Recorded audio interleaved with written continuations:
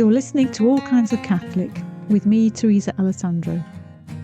My conversations with different Catholics will give you glimpses into some of the ways we're living our faith today.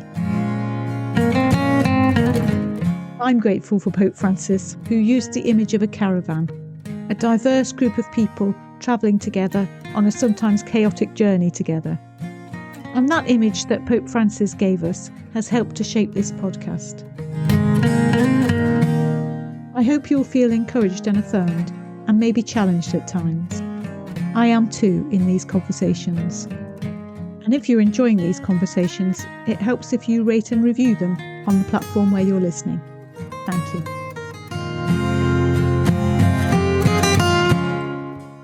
I look forward, listeners, to making a new introduction to the podcast, referring to some words or imagery from our new Pope, Leo XIV. But for now, here's a conversation that was recorded before our new Pope was elected. Listeners, thanks for joining today. I'm joined by Thomas, and we're going to have a really good conversation. We're going to start actually with Thomas's grandmother, but first, welcome, Thomas. Thank you. Good to be here. So you said to me when we had our little conversation beforehand that your grandmother was very important as a kind of centre point for faith in your family. Tell us a bit about that. Yeah, I'd love to. So I'm a cradle Catholic, and my faith really came from my grandmother. So she was born into the rich heritage of the Catholic faith in Glasgow, and then in the late 60s moved to Immingham, which is my hometown. And she was a founding member of our parish. So our church, Our Lady Star of the Sea, is quite modest looking. I think it was destined to be the parish hall, but as so often happens, it ended up being our permanent church. And I suppose my gran had such a profound impact on my life because she was a person who really put her faith into action. She was a humble person, a modest person, and it's difficult to understand the true extent of her work or the impact that she had. She certainly wouldn't describe what she did as work. It was her way of living the gospel message. But she was the cleaner and she was the gardener and she'd do the painting. And she would set up the ecumenical prayer groups and the rosary groups. She was the Eucharistic minister. She'd run Eucharistic services. She would take the Blessed Sacrament to the sick. And even now, over 10 years since she died, I still meet people who tell me stories about things that she did for them. And I just had no idea. So for me, that's a real example of putting faith into action. She led a life of prayer. People knew that she was a person of faith. A real example, a really good model, I think. There'll be lots of listeners for whom that really resonates, who've got somebody in their life. I know for lots of people, we can look back to one particular family member and think because of what they did, I'm a Catholic today. If it hadn't been for their example, keeping the whole family engaged in faith by that example, I might not even have been a cradle Catholic. And it's really lovely to hear. I think the parish community, I often ask guests about this because the parish community can be so important to so many of us, so many ways in which we can be involved. Sometimes it is that one person who's doing all of those things, and it's amazing to think of their energy and, like you say, the fruits still being born from their work. So tell us a bit about your own faith then. So have you been someone who your faith has always been important to you? Have there been little wobbles along the way?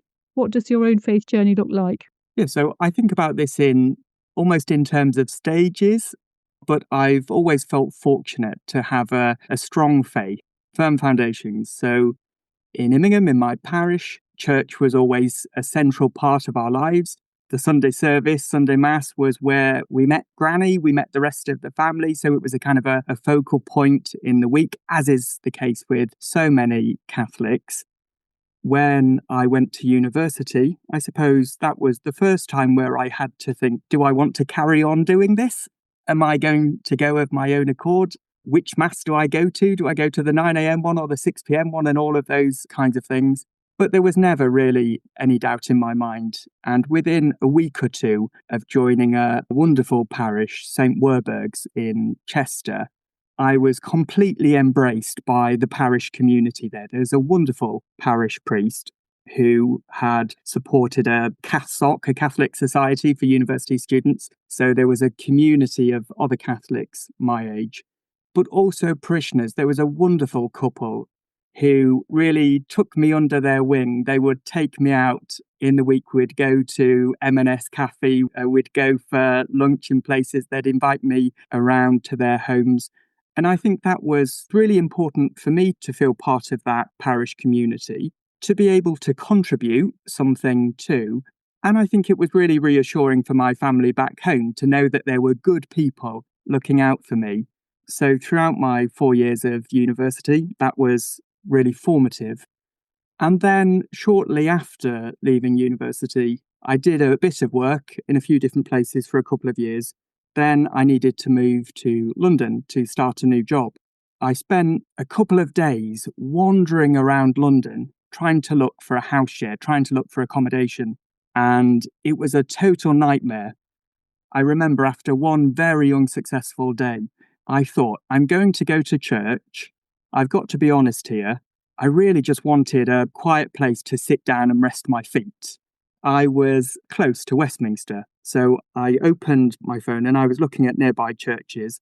I had already been to Westminster Cathedral several times, so I thought I might look to see if there are any churches I've not been to. And I saw that there was a church not too far away called Farm Street Church in Mayfair. And so I wandered over to Farm Street.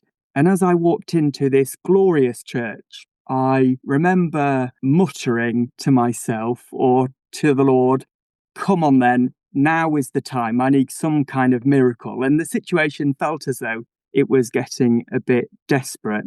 Of course, I was half joking. Happily, there was a mass, so I sat through the mass. Upon leaving, I thought, well, no, there was no miracle to be had. No flats or keys or anything fell from the sky. So I walked out. I got on the train back to Cardiff. The train was just passing through Bristol, and I felt something in my pocket, and I thought, what was that? And I realised I'd picked up a newsletter and folded it into my back pocket.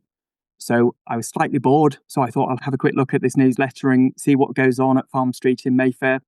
And as I unfolded this newsletter, I saw in quite large text a sentence which read, are you Catholic, age 18 to 35, looking for accommodation in London? Wow. Clearly I was, so I straight away emailed the contact, Father Jim, and shortly after that, I moved into a young adult community which was run by the Jesuits in Britain.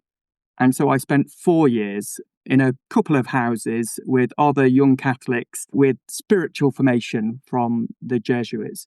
So I think that was really nice, because the impression that I get from other Catholic friends is that when you leave university, Catholic societies, Christian unions, those kinds of things, there isn't always a network of support or a community that people feel able to go to for their age range. So I felt really fortunate to be a working professional, but also to live as part of this young adult Catholic community.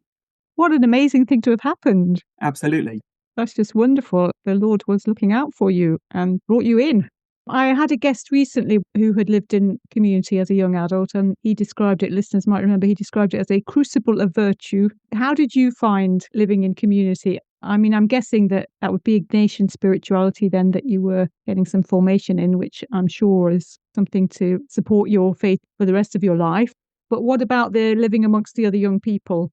Was it a mixed blessing, or was it just a complete blessing? It was definitely a mixed blessing. So it was the most wonderful experience. I met some great people who I'm sure will be lifelong friends. But of course, it's not some kind of utopia. Of course, there are those frustrations when you start to get annoyed that people aren't clearing up the breadcrumbs and all of those kinds of the realities of living together. And discerning together, what does living in a young adult Catholic community look like? What are our commitments to each other? Some people were working, some people were studying. And so it was important that we came together regularly to eat, to pray, but also we've all got busy jobs and other things to do. So we had to grapple with all of that sort of stuff.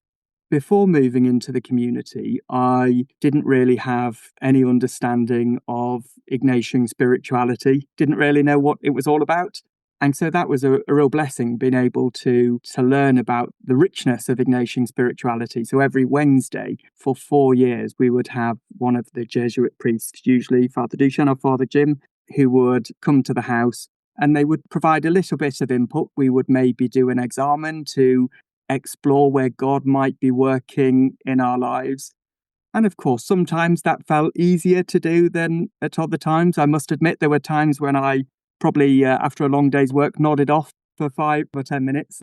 But no, a really important experience. And I learnt lots about Ignatian spirituality, which I hope will serve me well in the years to come. Probably in two particular areas. One is thinking about where God might be working, or where and how God might be working in our lives, especially when things might seem a bit tough or difficult. And then there was a lot of input about discernment and what does good discernment look like? When might be a good time to discern things, and when should we say, actually, no, I'm not going to take any big decisions at this point? So we had, in addition to the regular input, we had a number of retreats. We went to St. Bino's. I think we went to Worth Abbey. A really wonderful experience. And initially I joined just for 1 year, but then I think we experienced COVID and then a range of other things happened. So I think I was the longest serving member or resident. And I thought if I don't get out quickly, I'm probably going to have an SJ at the end of my name. So I better leave. Okay.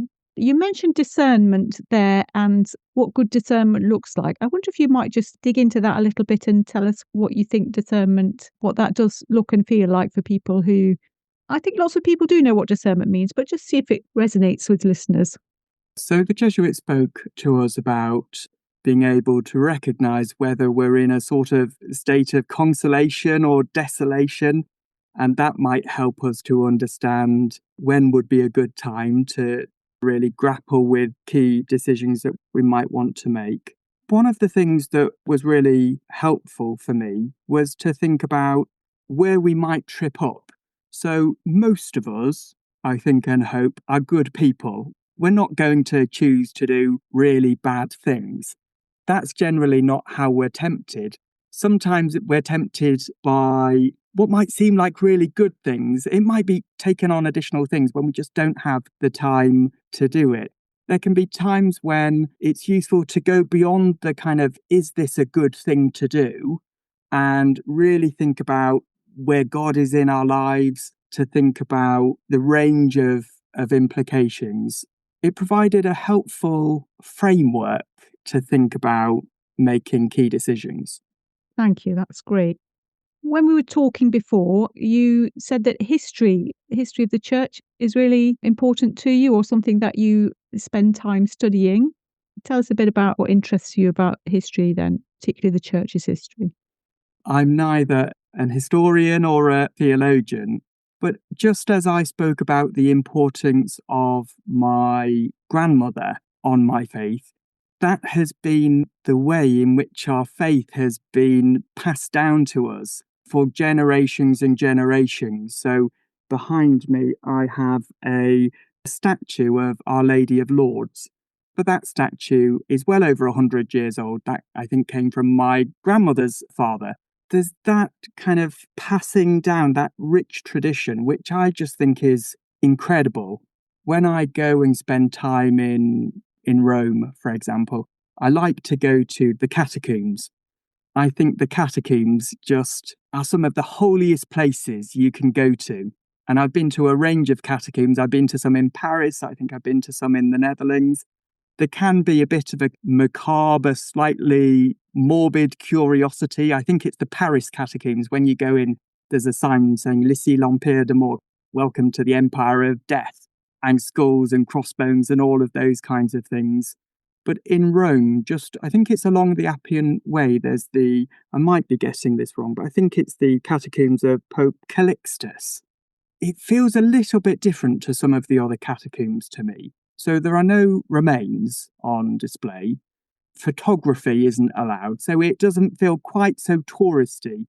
But I think it's really moving to go and look at the tomb, or the place in the wall where bodies or the remains of very early Christians were buried, people within a century or two of our Lord. And to see those early Christian symbols that we're so familiar with now, of the bread and the wine, the fish symbol, to see that really up close, I think is such an important reminder that our faith isn't a dusty old thing. It's a living faith, which has been passed down from generation to generation. And I think that's so important for us to remember. Yeah, you speak about that really movingly. I've sometimes thought that too, that there's a line of people, not just the popes, but there's a line of people we can trace back to people who were there with Jesus, who have handed on their faith all this time to us now.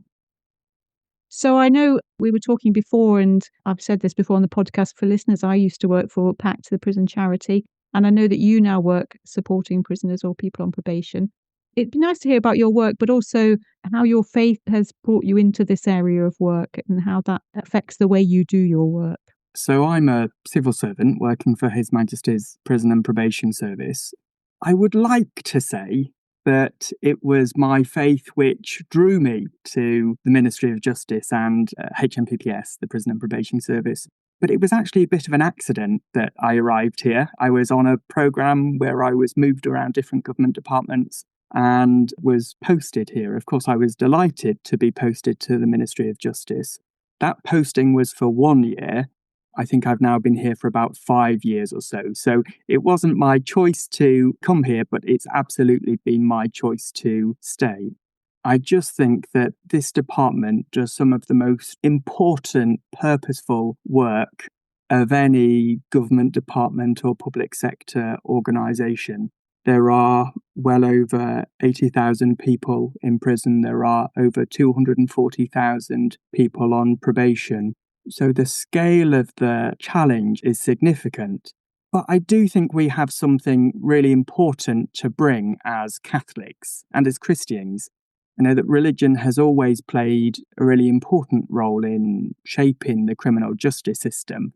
Many of my friends and colleagues like to remind me that the origins of the modern probation service was in the police court missionaries of the late 19th century, and that resulted in the Probation of Offenders Act, I think, in 1908. So Catholic organisations continue to play a really significant role in the criminal justice system.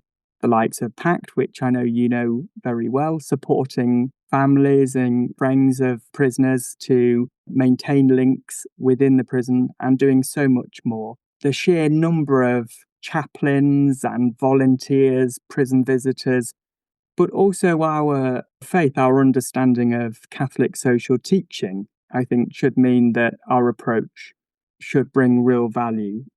It can be quite easy as Catholics to think about those phrases which we hear a lot about human dignity and the common good and take them for granted. But I think we have to grapple with, what does human dignity look like in the context of prisons and probation? When people have harmed others, when people have transgressed against communities, what does it mean to work towards the common good in this context? So in my own role, I suppose my great passion is local communities and the role that they can play in keeping communities safe, in protecting the public, in reducing reoffending. And so I am responsible for, I call it community justice. So in one part of Cardiff, we have a project where a team of probation practitioners supervise people on probation. But we've been thinking about how we really work closely and engage closely with the local community so that they can play their part in supporting that rehabilitative journey. So in this project, we've moved probation out of the city centre office into warm, welcoming community hubs. So they see their probation practitioners there, but they also have a range of support which they're able to access, the kinds of things that you might expect. Support with finance and with housing and with education and all of those kinds of things. But what's really important to us is that we are also able to support them to think about how they can meaningfully contribute to the local community, how they can become active citizens. When people on probation speak to me about the impact of this project, they tend to talk about the ways in which they're able to give back to the community. They tend to say things to me like, 6 months ago, people just knew me for all of the wrong things I've done, for all of the bad things I've done. But now people stop me in the street and they say, we've listened to your podcast, or we've seen the work that you've done down at the community allotment, or we tried some of your food at the pop-up kitchen that you're now running. So it's creating and reinforcing that other non-criminogenic identity, that identity of being a dad, of being a son, of being a good neighbour, of being a resident in a local community.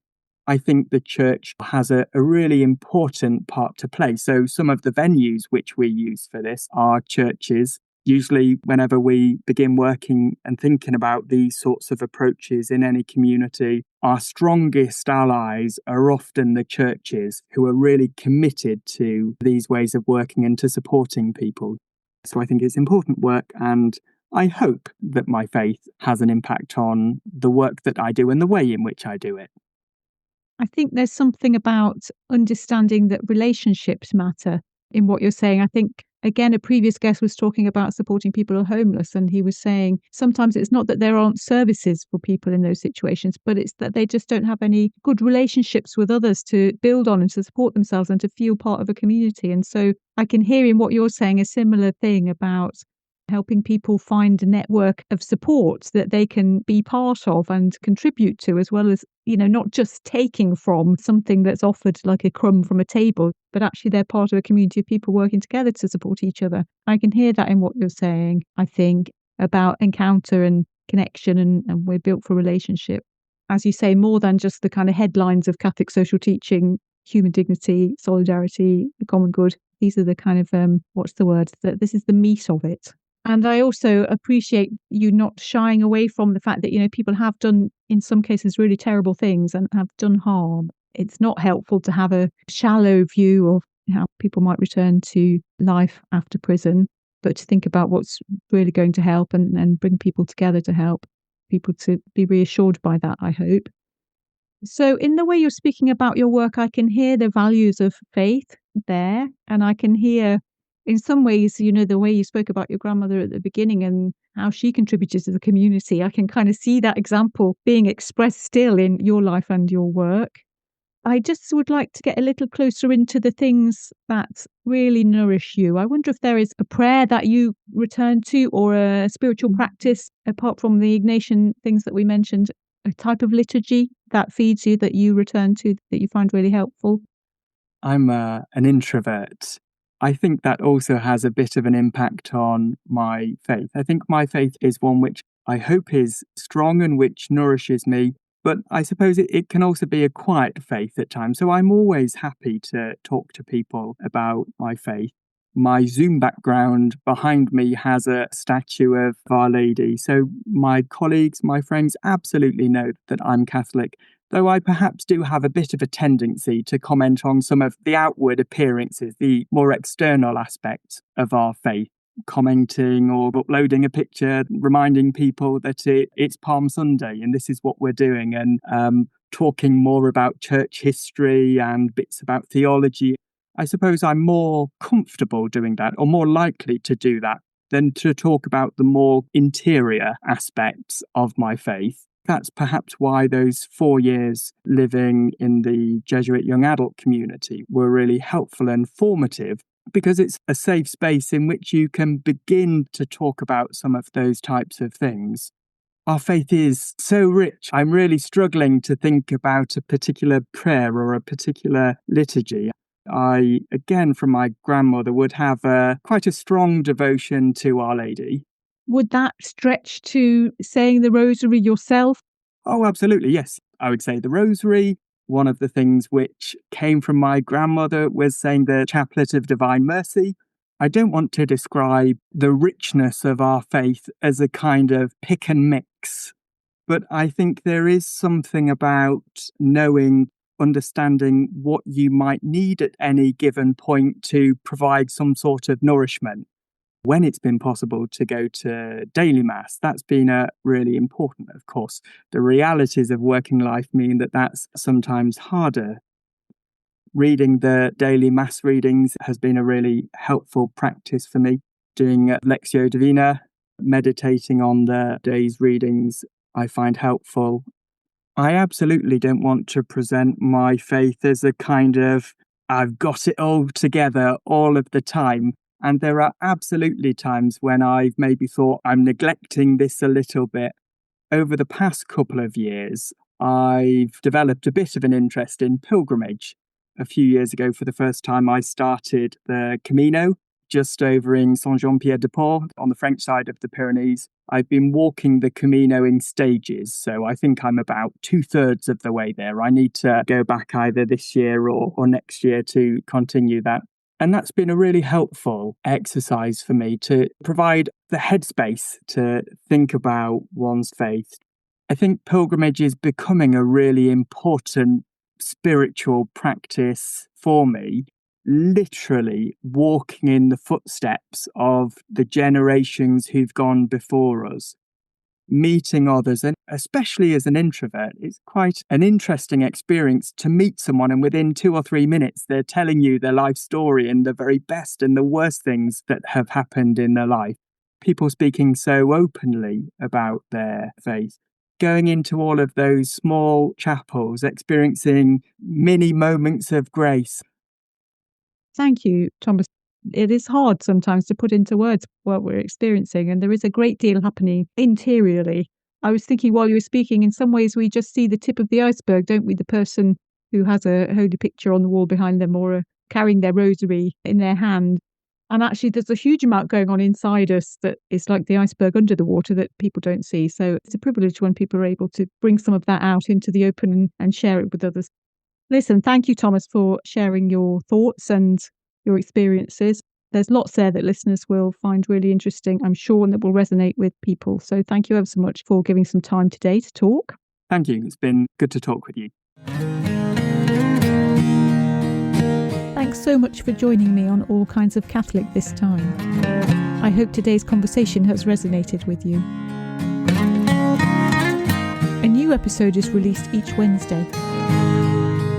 Follow All Kinds of Catholic on the usual podcast platforms. Rate and review to help others find it. And follow our X, Twitter and Facebook accounts @Kinds of Catholic. You can comment on episodes and be part of the dialogue there. You can also text me if you're listening to the podcast on your phone, although I won't be able to reply to those texts. Until the next time then.